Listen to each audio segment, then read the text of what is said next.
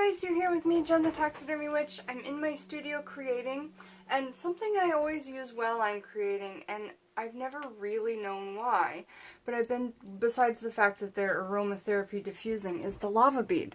And I just got a new book in the mail,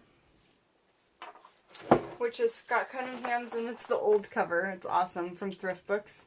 Scott Cunningham's Encyclopedia of, Encyclopedia of Crystal, Gem, and Metal Magic.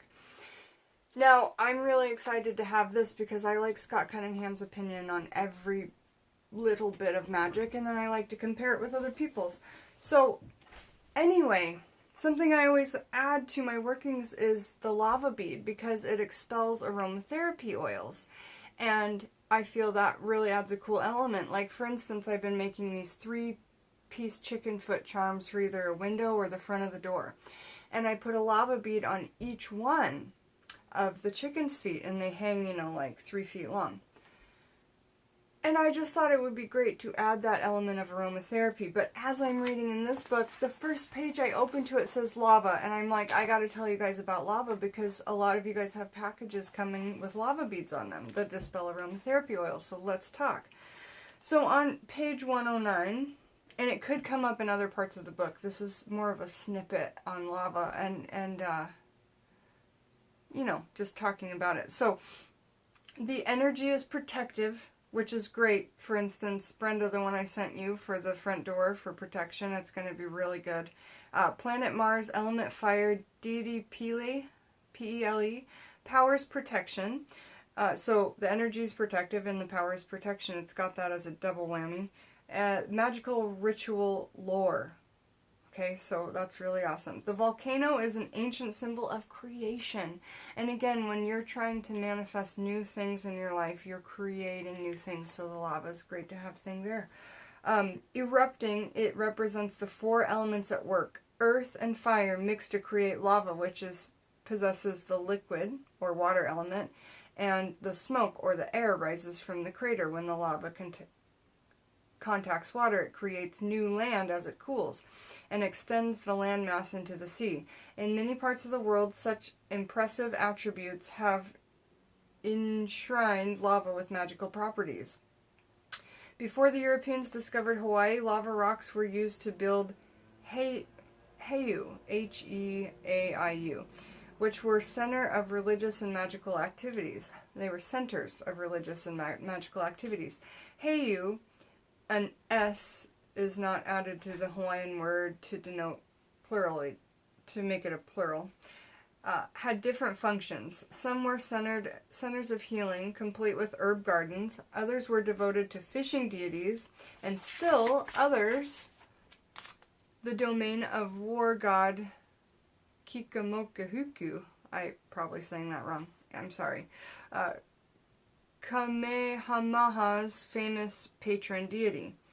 Contemporary Hawaiians who still practice the old ways go to healing heiau and search for bluish lava rocks.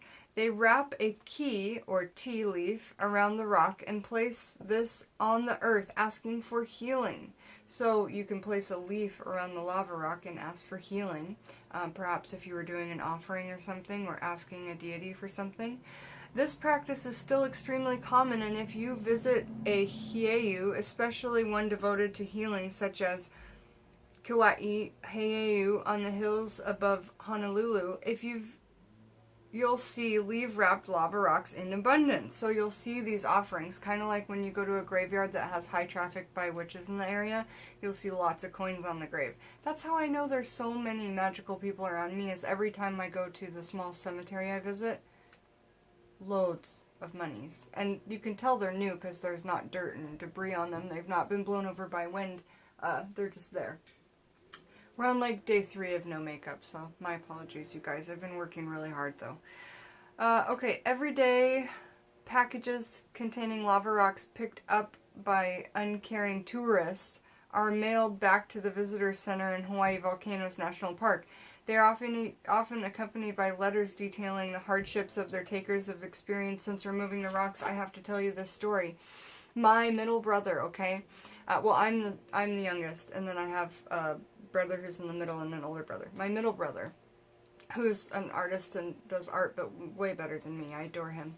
He went to Hawaii with a group of family friends. He took sand from the island. He didn't take one of these lava wrap things. He just took some sand and rock home in a baggie. And he had to go back a year and a half or 2 years later to return the sand because he'd gotten 2 accidents. One was really bad and he was in the hospital for the 2 years straight. If that's not magic, I don't know what is. There's a curse if you take part of the land of Hawaii away from it, then there's a curse placed upon it. And it was the island of Honolulu that my brother was on. So isn't that interesting?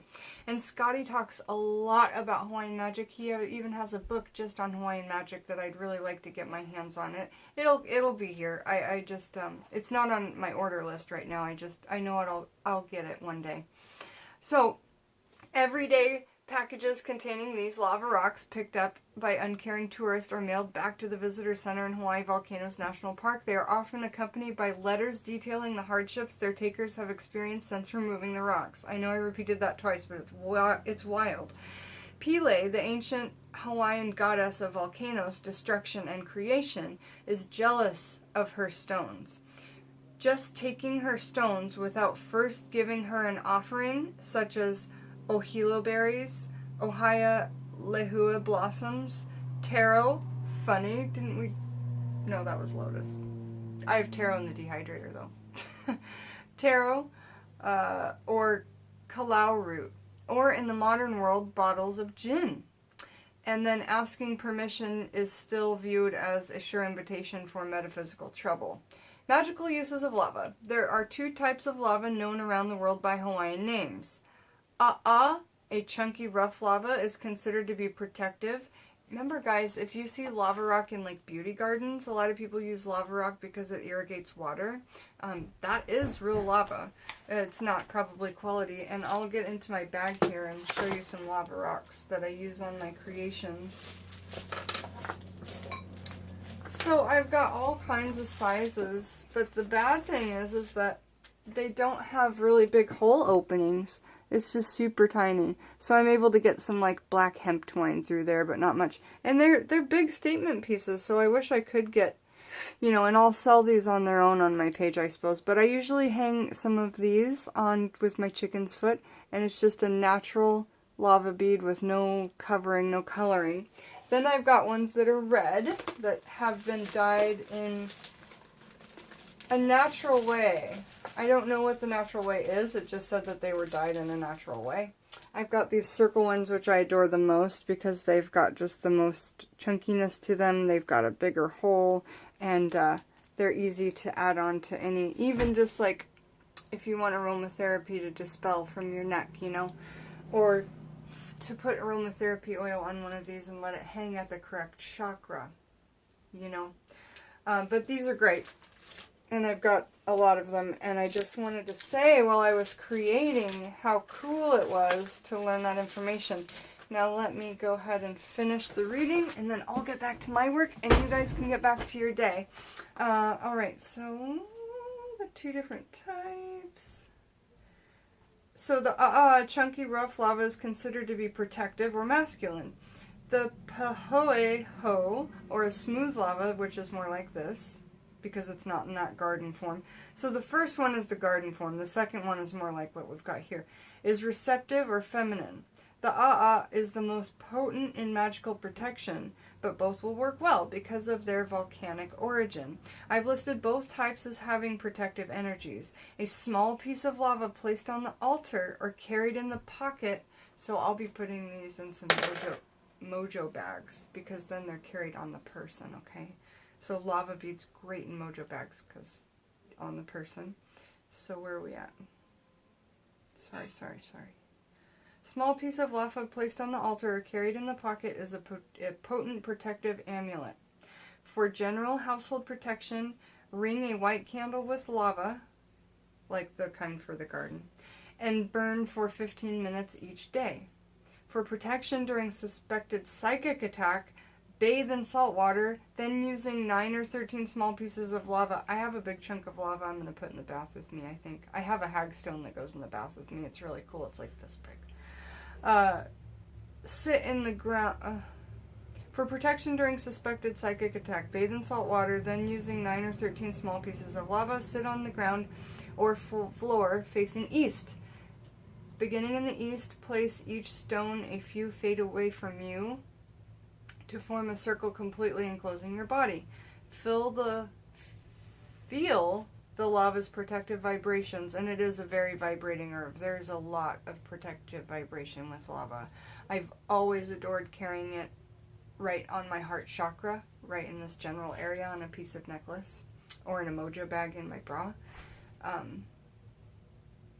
Feel the lava's protective vibrations, setting up sprays of fountains of glowing liquid lava. So really envision, and if you are under psychic attack, if you have to go visit a psychic vampire, you have that lava necklace and you have it right here, and when you're next to that person, you envision it spraying lava at them, and this stone will work for you.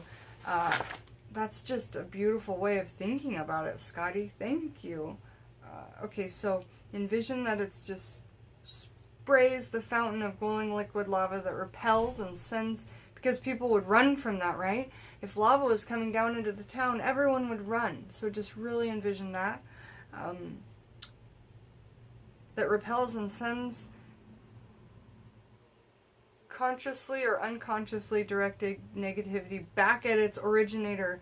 Repeat as necessary. So you guys, that's the person, like if you're the empath, if you're like me, and people come to you and they ask you so many questions and they just drain you. It's so difficult to love them but not let them drain you, right? So if you've got your lava hanging on your chest, you can love them but also protect yourself, you know? And then they won't use you like that anymore. They'll just be like, oh, I gotta find somebody else to emotionally vampire, and they have to figure out their own thing. If you see it happen to them, maybe just give them a lava necklace. Just make them one and don't tell them anything witchcraft about it. Just give it to them.